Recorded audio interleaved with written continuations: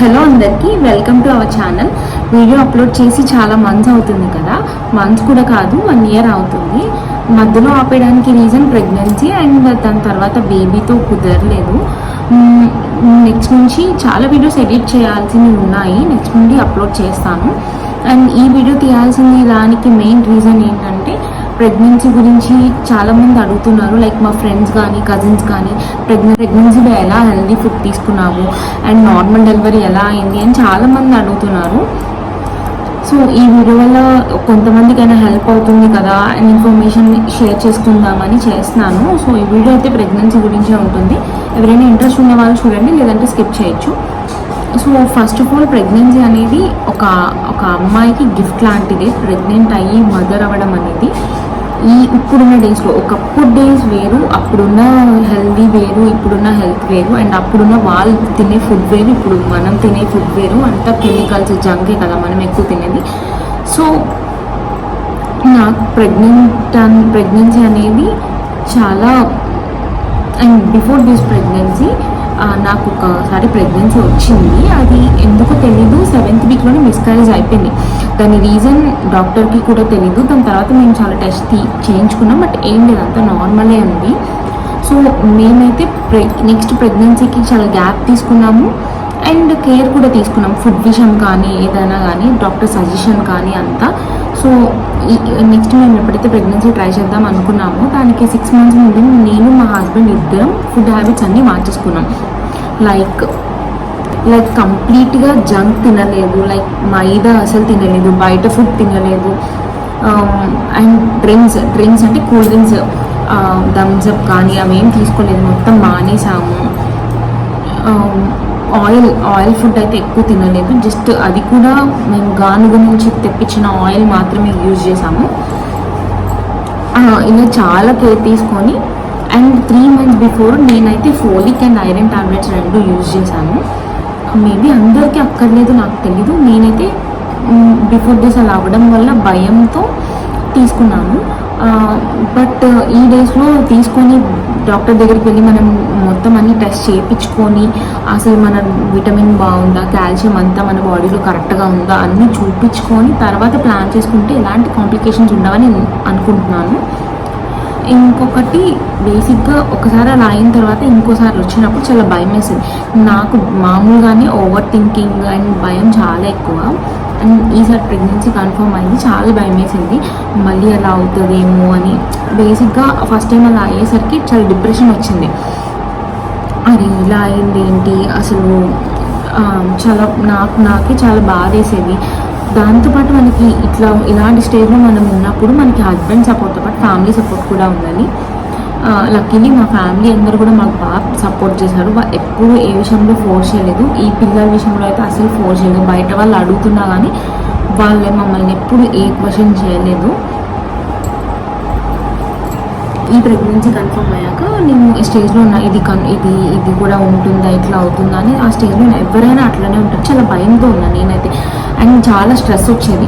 బేసిక్గా మనం ప్రెగ్నెంట్గా ఉన్నప్పుడు ఎలాంటి స్ట్రెస్ తీసుకోకూడదు. మనం అంతా పాజిటివ్గానే ఉండాలి. బేసిక్గా మన థాట్స్ బట్టి కూడా ఉంటుంది. ఒకప్పుడు ఇలా ఉండేది కాదు. ఇప్పుడు మనకున్న టెన్షన్స్కి, స్ట్రెస్కి, మనం తినే ఫుడ్కి చాలామందికి ఇట్లా అవుతుందంట. అది కూడా ఒక హెల్ప్ అవుతుందని నేను చెప్తున్నాను. అసలు మనం స్ట్రెస్ తీసుకోకూడదు, మెయిన్ పాజిటివ్గా ఉండాలి. అండ్ మన ఫ్యామిలీ అందరూ మనల్ని బాగా చూసుకోవాలి. ఎమోషనల్గా మనం చాలా స్ట్రాంగ్గా ఉండాలి. ఆ టైంలో హార్మోనల్ ఇంబ్యాలెన్స్ వల్ల మనకి డిప్రెషన్ వస్తుంది, కోపం వస్తుంది, ఇవన్నీ కూడా ఉంటాయి ఫస్ట్ 3 months అనేది. అండ్ నాసియా ఉంటుంది. నాకైతే ఫస్ట్ 3 months చాలా వామిటింగ్స్ అయ్యేవి. అండ్ అట్లాంటప్పుడు మనకి మన ఇంట్లో వాళ్ళ సపోర్ట్ చాలా బాగుండాలి.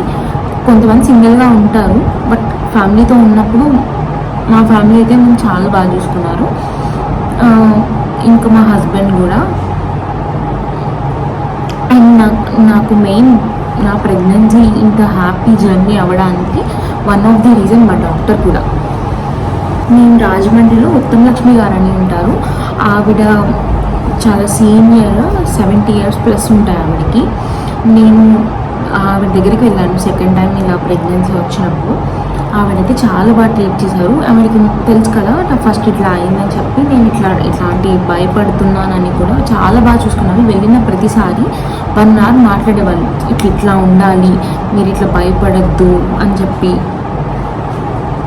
సో ఆవిడకి నేను చాలా చాలా థ్యాంక్స్ చెప్పాను. బాగా ట్రీట్ చేశారు లాస్ట్ దాకా. బట్ నేను 8th మంత్ నుంచి మాత్రం మా అమ్మ వాళ్ళ ఇంటి దగ్గర చూపించుకోవాలి కాబట్టి విజయవాడ అనుమయ బేబీలో చూపించుకున్నాను. వాళ్ళు కూడా చాలా బాగా ట్రీట్ చేశారు, మంజు మేడం. అండ్ నాకు నార్మల్ డెలివరీ అయింది.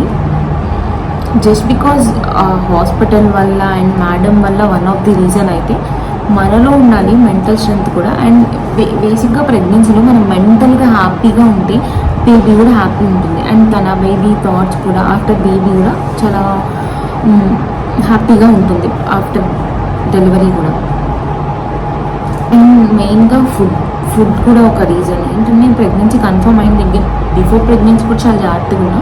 ప్రెగ్నెన్సీ కన్ఫర్మ్ అయిన తర్వాత కూడా మొత్తం హెల్దీ తిన్నా. డైలీ నాకు 1 మీల్, ఆఫ్టర్నూన్ మీల్లో ఒక ఆకుకూర కంపల్సరీ ఉండాలి. ప్రోటీన్ తీసుకునేదాన్ని డైలీ కంపల్సరీగా. అండ్ దాంతోపాటు హెచ్పి మనం మెయింటైన్ చేయాలి. మనకి మంత్స్ పెరుగుతున్న కొద్దీ హెచ్పి లెవెల్ తగ్గుతూ ఉంటుంది. సో బేబీ కూడా షేర్ చేసుకుంటుంది కదా మన ఉన్నది. సో హెచ్పి లెవెల్ మనం కాన్స్టెన్సీగా హెచ్పి లెవెల్ మనకి ఎప్పుడు కంటిన్యూగా ఇంక్రీజ్ అవుతూనే ఉండాలి. అది మనం చూసుకుంటూ ఉండాలి. అండ్ షుగర్ అసలు తినకూడదు. ఏదన్నా బెల్లంతో చేసిన ఎప్పుడైనా క్రేవింగ్స్ ఉంటే తినచ్చు. అది కూడా నేనైతే పాత బెల్లం ఉంటుంది కదా అది తెప్పించుకొని, అది ఆర్గానిక్ది తెప్పించుకొని అదే తినేదాన్ని. ఎక్కువ తినేదాన్ని కాదు, ఎప్పుడైనా క్రేవింగ్స్ వచ్చినప్పుడు ఇంకా తినేదాన్ని. ఇంకా మనం బీపీ కూడా చాలా కంట్రోల్లో ఉండాలి. బీపీ కంట్రోల్లో, సాల్ట్ కూడా నేను చాలా తగ్గించేదాన్ని. మా డాక్టర్ ఏం చెప్పారంటే మనం ఇంత రైస్ తిని ఇంత ఎక్కువ కర్రీ తినమన్నారు. బేసిక్గా పాతకాలంలో ఏం చెప్తారు, అండ్ ఇప్పుడైనా మన పేరెంట్స్ కానీ మన ఫ్యామిలీ మెంబర్స్ పెద్దవాళ్ళు ఏం చెప్తారు, నువ్వు ప్రెగ్నెంట్ కదా సో ఇద్దరికి సరిపడా తినాలి అని చెప్తారు. బట్ అది అనేది ఇప్పుడు డేస్లో అయితే రాంగ్. మనం హెల్దీగా ఎంత కావాలో మనకు అంతే తినాలి. కొంచెం తినాలి. మన బేబీకి ఎంత సఫిషియంటో అంతే తినాలి, అంతకన్నా ఎక్కువ తినకూడదు. రైస్ అయితే ఎక్కువ తినకూడదు, కొంచెమే తిని ఎక్కువ కర్రీ తినాలి. మనం ఎక్కువ ఫ్రూట్స్ తినచ్చు. అసలు ఓవరాల్ 9 monthsలో మనం 13 kgs పెరగాలంట. ఇవన్నీ మనం చూసుకుంటూ ఉండాలి. కొంతమంది పట్టించుకోరు, బట్ మాకు మా డాక్టర్ చెప్పారు. సో నేను అట్లనే పట్టించుకునేదాన్ని. అండ్ 4th month వచ్చిన దగ్గర నుంచి చిన్న ఎక్సర్సైజ్ చేసేదాన్ని. మరీ మెట్లు ఎక్కకుండా అట్లా ఇంట్లోనే అలా ఏం కూర్చునేదాన్ని కానీ డాక్టర్ చెప్పారు చిన్నగా వాక్ చేయమని. అండ్ చిన్నగా వాక్ చేసేదాన్ని, మెట్లు ఎక్కుతూ దిగుతూ ఉండేదాన్ని. మరీ హౌస్ అరెస్ట్ లాగా అట్లా ఇంట్లోనే ఉండి అలా ఏం చేసేదాన్ని కానీ మా అమ్మ వాళ్ళ ఇంటికి కూడా వస్తూ ఉండేదాన్ని. Like Rajahmundry to Vijayawada travel కూడా చేసేవాళ్ళం, మరీ రెగ్యులర్గా కాదు. సో ఇంకా ట్రైన్లో అయితే ఈజీ ఉంటుందని మేము ట్రైన్లో చేసేవాళ్ళం. ఇంకా కొన్నిసార్లు కార్లో కూడా తప్పదు, అంటే అవసరం అయితే ఇంకా కార్లో కూడా చేసాము. ఎక్కడ ఏమి ఎప్పుడు ఇబ్బంది అనిపించలేదు. ప్రతి స్కాన్ చేయించుకునే వాళ్ళం. యాక్చువల్గా ప్రతి స్కాన్కి చాలా టెన్షన్ ఉండేది నాకైతే. ఈ స్కాన్లో ఎలా ఉంటుంది, ఈ స్కాన్లో ఎలా ఉంటుంది, ఏం చెప్తారని. నా ప్రతి స్కాన్కి మా సిస్టర్ ఇన్ లా వచ్చారు, మా మదర్ ఇన్ లా అండ్ మా హస్బెండ్, వీళ్ళు ముగ్గురు వచ్చేవాళ్ళు హాస్పిటల్కి. లైక్ నాకు భయంగా ఉండేది అండ్ వాళ్ళు వస్తే నాకు కూడా ధైర్యంగా ఉండేదని చెప్పి హాస్పిటల్ అంటేనే మనం చాలాసేపు వెయిట్ చేయాలి. ఇంకా ఎంతసేపు అయినా పాపం నా కోసం వచ్చి ఇట్లా వెయిట్ చేసేవాళ్ళు. మ్యాక్సిమం ఆఫ్టర్నూన్ వెళ్తే నైట్ దాకా సరిపోయేది. స్కాన్ అంటే వెళ్ళి స్కాన్కి వెయిట్ చేసి మళ్ళీ ఆ స్కాన్ రిపోర్ట్స్ తీసుకుని డాక్టర్కి చూపించుకొని. సో వితౌట్ మనకి ఫ్యామిలీ సపోర్ట్ లేకుండా మనం ఏది చేయలేము. అండ్ టోటల్ ప్రెగ్నెన్సీలో నేను ఓన్లీ ఇంట్లో చేసిన ఫుడ్ తినేదాన్ని. ఎప్పుడైనా ఒకసారి in the sense first 3 months అయితే ఇంట్లో చేసినవే తిన్నాను. నాకు మా సిస్టర్ ఇన్ లా అయితే ప్రతిరోజు నీకు ఏం కావాలి, ఏం తినాలనుంది, ఏం చేసి పెట్టాలి, ఇట్లా అన్నీ అడిగారు. బట్ నాకు అసలు తినబుద్ధి అయ్యేది కాదు ఏమి. కొంతమంది అంటారు కదా ప్రెగ్నెన్సీ అంటే ఇది తినాలనుందా అది తినాలనుందా అని చెప్పి. నాకేం అలా అనిపించేది కాదు. ఆకలేసినప్పుడు కొంచెం రైస్ అట్లా ఆకలేసినప్పుడు తినాలనిపిస్తుందేమో అని. చాలా వరకు నాకైతే స్వీట్ క్రేవింగ్స్ వచ్చేవి, కానీ స్వీట్ ఎక్కువ తినొద్దన్నారు. అందుకే నేను ఎక్కువ స్వీట్ తినలేదు. కొన్నిసార్లు తినేదాన్ని. కానీ ఇంకా లాస్ట్ ఫ్యూ మంత్స్లో నాకు బాగా జంక్ తినబుద్దండి, బయట మంచూరియా కానీ డొమినోస్ పిజ్జా పానీపూరి అట్లా. బట్ 9th మంత్లో తిన్నాను కానీ అంతకుముందు నేను తినలేదు. నాకు పానీపూరి కానీ ఇంట్లో అక్కడ ఇన్లాస్ ఇంట్లో ఉంటే మా అత్తయ్య గారు అండ్ మా సిస్టర్ ఇద్దరు చేసేవాళ్ళు. ఏం తినాలనిపిస్తే పానీపూరి చేసేవాళ్ళు, పునుగులు లైక్ అట్లా జంక్ ఏదైనా కానీ ఇంట్లో చేసేవాళ్ళు. అదైతే కొంచెం బెస్ట్ కదా అని చెప్పి ఇక్కడ అమ్మ వాళ్ళ ఇంట్లో ఉంటే మెయిన్గా మనం అవాయిడ్ చేయాల్సిన ఫుడ్ అయితే మైదా షుగర్ అస్సలు తీసుకోకూడదు. మెయిన్ షుగర్ కూడా అన్ని షుగర్ కూడా మనం బెల్లం పొడి అవి కూడా మంచిది కాదు.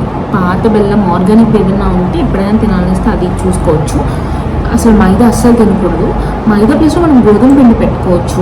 అండ్ నేను నైట్ డిన్నర్ కూడా మిల్లెట్స్తో రైసెస్ చేసుకోవడం, మిల్లెట్స్తో పొంగల్ కానీ మిల్లెట్స్ కిచిడి కానీ అట్లా చేసుకొని తినేదాన్ని. ఆఫ్టర్నూన్ కూడా బ్రౌన్ రైస్ ఎక్కువ తినేదాన్ని, వైట్ రైస్ కూడా తినేదాన్ని కాదు. మేబీ డిఫరెన్స్ ఉందో లేదో నాకు తెలియదు వైట్కి బ్రౌన్కి. బ్రౌన్ రైస్ మంచిది అంటారు కాబట్టి, పాలిష్ కూడా తక్కువ కాబట్టి బ్రౌన్ రైస్ తిన్నా త్రూ అవుట్ ప్రెగ్నెన్సీలో.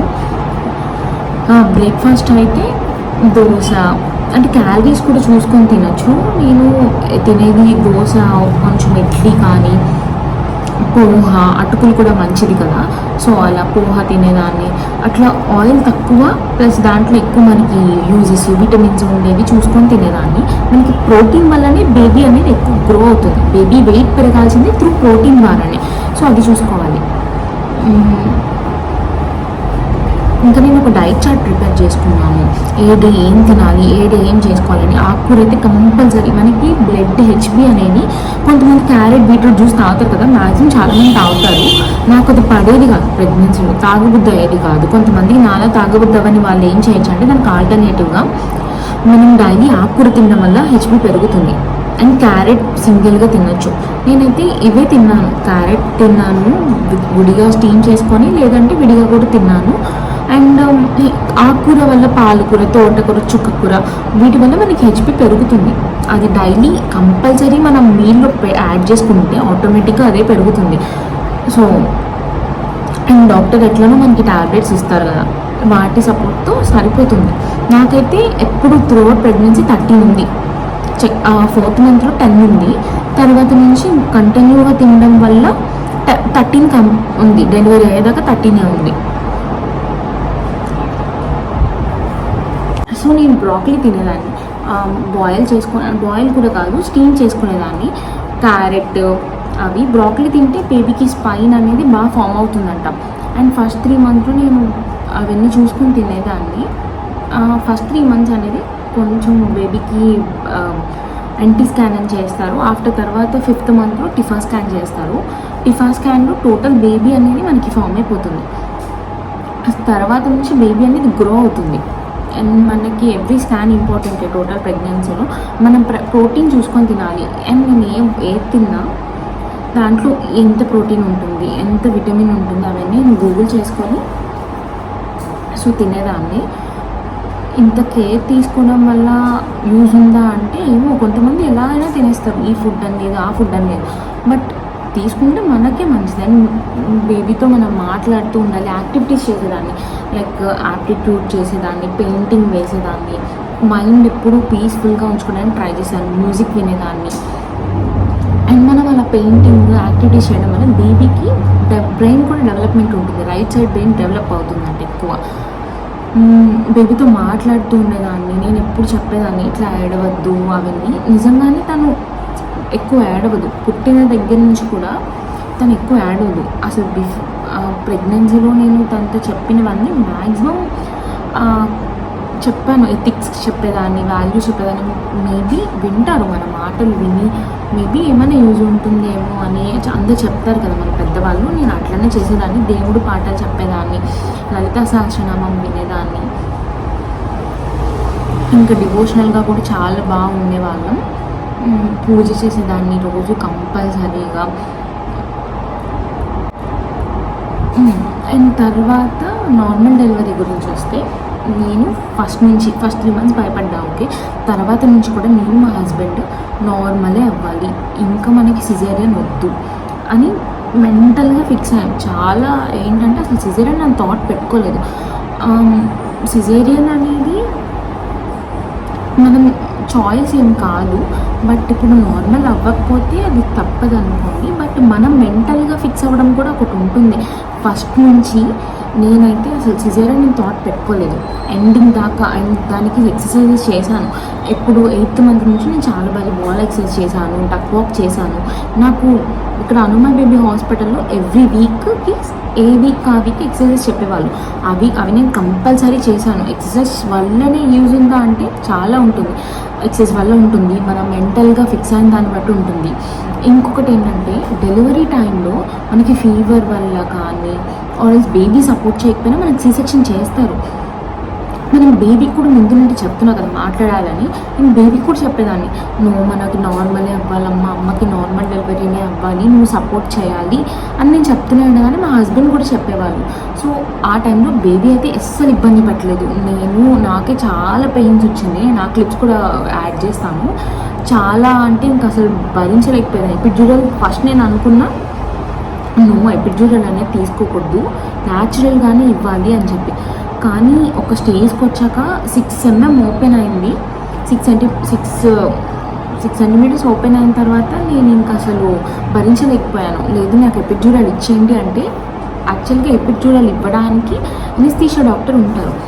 నాకు ఇచ్చే టైంకి ఆ డాక్టర్ ఆ హాస్పిటల్లో చిన్న బేబీకి ఎమర్జెన్సీ అయితే ఆయన అక్కడ ఉన్నారు సర్జరీ చేయడానికి. నాకు లాస్ట్ ఇంకా 9 ఓపెన్ అయిపోయింది. ఇంకా అప్పుడు వచ్చారు డాక్టర్. అప్పుడు దాకా నేను భరించలేకపోయాను. అవి కూడా కొన్ని ఓపెన్ చేస్తాను, క్లిప్స్ ఇస్తాను. నిజంగా అస్సలు బేర్ చేయలేకపోయాను. ఆ ఎపిడ్యూరల్ ఇచ్చాక నేను 1 hour పడుకున్నాను. తర్వాత నాకు midnight 2:44 AM నాకు ఇట్లా బేబీ డెలివరీ అయింది. అది ఒక పెద్ద ప్రాబ్లం. ఏంటంటే పుష్ చేయాలి. అప్పుడు దాకా మనం చాలా అలసిపోయాం కదా, పుష్ ఇవ్వలేకపోయాను. చాలా ప్రాబ్లం అయింది పుష్ ఇవ్వడానికి. తను వస్తుందన్నారు, తను వచ్చేలోపు బేబీ ఇక్కడ స్టక్ అయిపోతుంది. ఇంకా అట్లా లాస్ట్లో వేరే డాక్టర్ని పిలిపించి పైన నా పొట్ట మీద ఇట్లా ప్రెస్ చేస్తే అప్పుడు వచ్చింది. అసలు ఇంకొక డ్రీమ్లా ఉంది. ఏంటి నేనా, నార్మల్ డెలివరీనా, అసలు బేబీ పుట్టిందా నాకు, అసలు చాలా చాలా కొత్తగా ఉంది ఆ ఫీలింగ్ అంతా. కానీ నాకు ఇప్పుడు ఆలోచిస్తే ఇంత పెయిన్ నేను ఎట్లా భరించాను, అసలు బేబీ ఎలా వచ్చిందో చాలా పెయిన్. అసలు 24 hours పట్టింది. నేను ఇవాళ midnight 2కి జాయిన్ అయ్యానంటే నాకు నెక్స్ట్ డే midnight 2:44కి బేబీ పుట్టింది. మార్నింగ్ ఆఫ్టర్నూన్ నుంచి బాగా పెయిన్స్ వచ్చాయి. నైట్ అయితే అసలు తట్టుకోలేకపోయాను ఆ పెయిన్స్కి. నాకు త్రూ అవుట్ మా ఫ్యామిలీ అందరు వచ్చారు. మా హస్బెండ్ సైడ్ ఇన్-లాస్, సిస్టర్, అందరూ, మా పేరెంట్స్ కానీ అందరూ నేను జాయిన్ అయినప్పుడు వాళ్ళు కూడా రాజమండ్రి నుంచి స్టార్ట్ అయ్యి అందరూ వచ్చారు. హాస్పిటల్లోనే ఉన్నారు అందరూ. సో అందరూ అందరూ ఉంటేనే మనకి స్ట్రెంగ్త్ ఉంటుంది కదా. ఎమోషనల్గా మెంటల్గా సపోర్ట్ ఉంది, బాగుంది. కానీ భయం అనేది ఒకటి ఉంటుంది కదా, చాలా భయం వేసింది. అండ్ నాకు నార్మల్ డెలివరీ థియేటర్ అక్కడ ఉంటుంది కదా రూమ్, ఆ డెలివరీ రూమ్కి తీసుకెళ్ళిన దగ్గర నుంచి మా హస్బెండ్ అండ్ సిస్టర్ ఇద్దరు కంటిన్యూగా నా దగ్గరే ఉన్నారు. ఈ హాస్పిటల్లో హస్బెండ్ అలౌ చేస్తారు కంటిన్యూగా ఇంకా లాస్ట్ బేబీ వస్తుంది అన్నప్పుడు తనని వెళ్ళిపోమని చెప్పారు. వాళ్ళు ఇంకా పడుకోవాలి. ఇంకా మా మదర్ ఇన్ లా కూడా ఉన్నారు. బట్ మా మమ్మీ అయితే అస్సలు చూడలేకపోయింది. డాక్టర్ చెప్పారు మీరు అసలు రావద్దని. మా మదర్ ఇన్ లా కూడా వస్తూ వెళ్తూ ఉన్నారు. కానీ అందరినీ ఉంచారు కదా. సో మా సిస్టర్ ఇన్ లా అయితే ఉన్నారు నాతోని, ఇద్దరినే ఉండమన్నారు. అందుకని సో మా sister in law and husband ఉన్నారు. ఇంకెవరిని అలో చేయలేదు, అందరినీ అలో చేయరు కదా. వాళ్ళు మధ్యలో వచ్చి చూసుకొని ఇంకా లాస్ట్ ఇంకా బేబీ వచ్చేస్తుంది అన్నప్పుడు మా సిస్టర్ ఇన్ లాని కూడా వెళ్ళిపోమని చెప్పారు. ఇంకా మా హస్బెండ్ ఒక్కలే ఉన్నారు నా పక్కన. అండ్ మనతో పాటు ఎవరైనా ఉంటే ఆ ధైర్యం లేదు కదా. And thanks to that hospital. నాకు మెయిన్గా నా హాస్పిటల్ చూస్ చేసుకోవడానికి one of the reason normal delivery చేస్తారు అండ్ మన పక్కన మన హస్బెండ్ని ఉండనిస్తారు. అదొక్కటే నాకు చాలా, ఒక్కటే మాది ఇబ్రహీం. అక్కడ నుంచి మేము హాస్పిటల్కి వెళ్ళే వాళ్ళం ఎవ్రీ వీక్. సో ఫైనల్గా ఏం చెప్తున్నానంటే మనం మెంటల్గా మనం మెంటల్గా ఫిక్స్ అవ్వాలి. ఓకే, నాకు నార్మల్ డెలివరీ నేను అవ్వాలి, మనం మొత్తం పాజిటివ్గా ఉండాలి, పాజిటివ్గా బేబీతో మాట్లాడాలి, ఫుడ్ విషయంలో చాలా జాగ్రత్తగా ఉండాలి. ఇంకా క్రేవింగ్స్ ఉంటాయి, కానీ మనం అది కంట్రోల్ చేసుకొని ఎక్కువ లిమిట్గా తీసుకోవాలి ఏదైనా కానీ. అండ్ పాలు తాగమంటారు కదా, నేనైతే పాలు నాకు నచ్చలేదు, ఎగ్ తినలేదు, నాకు ఎగ్ అనేది నచ్చలేదు. త్రూఅవుట్ ప్రెగ్నెన్సీలో నాకు ఎగ్ స్మెల్ అయితే నచ్చేది కాదు. అండ్ ఫస్ట్ 3 months వామిటింగ్ అయిపోయేది కూడా ఎగ్ అంటే. తర్వాత నేను రాగి జావా తాగేదాన్ని, బేసిక్గా పెళ్ళికి ముందు కూడా తాగేదాన్ని, కానీ అంత రెగ్యులర్ కాదు. పెళ్ళయ్యాక మా హస్బెండ్ వాళ్ళ ఫ్యామిలీలో కంపల్సరీగా డైలీ మార్నింగ్ బ్రేక్ఫాస్ట్ తాగుతారు. సో నాకు కూడా అది అలవాటు అయింది. మిల్క్ తాగకపోయినా మనం ఇట్లాంటి కాల్షియం ఎలా వస్తుంది చూసుకొని తాగితే చాలా బాగుంటుంది. నేను రాగి జావ కంపల్సరీ తాగాను, అండ్ ఆఫ్టర్ ప్రెగ్నెన్సీ కూడా తాగుతున్నాను, బిఫోర్ ప్రెగ్నెన్సీ కూడా కంపల్సరీ తాగాను. And after pregnancy, before pregnancy అంతా ఒకటి, ప్రెగ్నెన్సీ జరుగుతున్నప్పుడు ఒకటి, బేబీ పుట్టిన తర్వాత ఒకటి. నాకు ప్రెగ్నెన్సీ అంతా బాగానే ఉంది, కానీ బేబీ పుట్టాక చాలా మెంటల్గా చాలా ఉంది. అది నెక్స్ట్ వీడియోలో చేస్తాను ఎప్పుడైనా. ఇప్పుడైతే ప్రెగ్నెన్సీ గురించి అడుగుతున్నారు కాబట్టి, సో నా ఎక్స్పీరియన్స్ నేను షేర్ చేసిన. అందరి ప్రెగ్నెన్సీ ఒకలా ఉంటుంది అనుకోవద్దు. నాకు ఇలా అయింది, కొంతమందికి ఇలా ఉంటుంది, ఇంకోలా ఉంటుంది. సో నా ఎక్స్పీరియన్స్ నేను షేర్ చేసిన. సో ఎవరైతే నార్మల్ డెలివరీ ట్రై చేస్తున్నారో, మీరు ముందు నుంచి నార్మల్గా అవ్వాలి అని ఫిక్స్ అయ్యి, బేబీకి మనం చెప్పాలి, ముందు నుంచే మాట్లాడాలి, బేబీతో చెప్పి అమ్మకి ఇలా నార్మలే అవ్వాలి అని మొత్తం చెప్పండి మీరు. అండ్ అసలు భయపడద్దు. ఆ టైంకి మనకే ధైర్యం వచ్చేస్తుంది. అరే ఎట్లా డెలివర్ చేయాలి అని అనుకుంటాం, ప్రెగ్నెన్సీలో భయం వేస్తుంది, బట్ ఆ టైంకి మనకే అనిపిస్తుంది మనం చేసేస్తాము. ఆ టైంలో ఇప్పుడు అనిపిస్తుంది, అయ్యా ఎలా చేసాము అని చెప్పి. సో ఎవరు భయపడద్దు, బీ స్ట్రాంగ్. అసలు మన ఉమెన్ అంటేనే స్ట్రాంగ్. సో నేను చెప్పాను కదా, అనుమయ బేబీ హాస్పిటల్లో ఎవ్రీ వీక్ వెళ్ళినప్పుడు చాలా జాగ్రత్తగా ఆ వీక్ బట్టి ఇలా ఎక్సర్సైజ్ చేయించేవాళ్ళు. నేను మా బ్రదర్ ఇంకా అమ్మ వెళ్ళేవాళ్ళం ఎవ్రీ వీక్. ఈ హాస్పిటల్ ఏంటంటే వెయిటింగ్ ఉండదు. సో ఇది హాస్పిటల్ జాయిన్ అయినప్పుడు కూడా మనకి నార్మల్ డెలివరీ కోసం మన కండిషన్ చూసి ఇట్లా ఎక్సర్సైజ్ చేపిస్తారు. ఫస్ట్ మనకి లేబర్ రూమ్ పక్కన ఈ నార్మల్ రూమ్ ఇస్తారు. తర్వాత మనకి ఎప్పుడైతే 6 mm దాకా ఓపెన్ అయినప్పుడు లేబర్ రూమ్కి షిఫ్ట్ చేస్తారు మన కండిషన్ బట్టి. అండ్ ఇక్కడ హస్బెండ్ పట్టుకునే చెప్పించాలంట. సో సమ్ హార్మోన్స్ వల్ల కూడా ఉంటుందంట ఎఫెక్ట్. ఇది లేబర్ రూమ్. సో సాయంత్రం 6:30కి అట్లా షిఫ్ట్ చేశారు. ఎపిడ్యూరల్ తీసుకోకముందు ఇదంతా చాలా పెయిన్ వస్తుంది. ఇంకా ఇప్పుడు ఈ వీడియో ఎడిట్ చేసినప్పుడు కూడా అమ్మో ఇంత పెయిన్ అనిపిస్తుంది. ఇది వచ్చి ఎపిడ్యూరల్ తీసుకున్నాక ఆటోమేటిక్గా ముందంతా అలసిపోయాం కదా, సో కొంచెంసేపు నిద్రపోయాను. అప్పుడు దాకా అసలు నిద్ర పట్టలేదు. ఫైనల్లీ ఇంత జర్నీ తర్వాత పాప వచ్చేసింది బయటకి. ఇంకా పీడియాట్రిషియన్కి చూపించి ఇస్తామన్నా. ఇంకేమైనా పాయింట్స్ మిస్ చేసి ఉంటాను, చాలా చెప్పాలనుకున్నాను, మేబీ పాయింట్స్ మిస్ చేసి ఉంటాను. ఎవరికైనా ఇంకేమైనా డౌట్స్ ఉంటే నాకు కమెంట్ చేయొచ్చు, నేను దాన్ని కూడా చెప్తాను. సో ఈ వీడియో మీకు నచ్చితే please like, share and subscribe. So నా అవుట్ఫిట్ గురించి వస్తే, ఇది నా విదగ్ధ క్లాసెట్ నా పేజ్లోనే నేను డిజైన్ చేసుకున్నాను. ఎవరికైనా ఇట్లా డిజైన్ చేయాలన్నా, అవుట్ఫిట్ డిజైన్ చేయాలన్నా, అండ్ మీకు 3-piece సెట్స్ కానీ అట్లా ఏమైనా కావాలి అన్నా నాది బొటిక్ పేజ్ ఉంది, అది కూడా డిస్క్రిప్షన్లో ఇస్తాను. సో ఎవరైనా ఇంట్రెస్ట్ ఉన్న వాళ్ళు ఒకసారి చెక్ చేయండి పేజ్. థ్యాంక్స్. ఫైనల్గా నేను ఒకటి చెప్పాలనుకుంటున్నాం. నాకు ఎవరెవరైతే నా ప్రెగ్నెన్సీలో చాలా హెల్ప్ చేశారో, ఎవరైతే నన్ను చాలా బాగా చూసుకున్నారో, మీ అందరికీ థ్యాంక్స్.